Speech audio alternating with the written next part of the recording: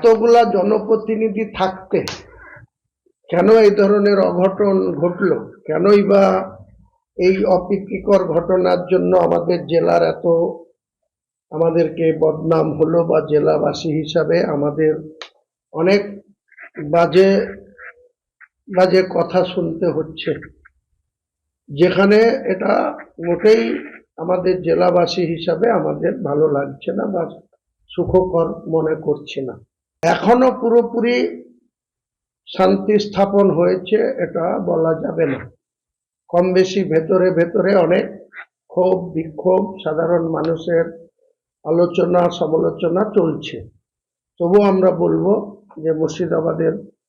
Police প্রশাসন এবং civil প্রশাসন এবং জনপ্রতিনিধিরা, সে যে কোনো দলের নির্বাচিত হতে পারে, তৃণমূল দলের মেজর পার্সন আছে, বাকি যারা প্রধান বা জেলা পরিষদে অল্প সংখ্যক অন্য দলের প্রতিনিধি রয়েছে, তারা সকলে মিলে এই জেলাটার মান সম্মান বা এই জেলাটার হিত গৌরব পুনরুদ্ধার করতে হবে।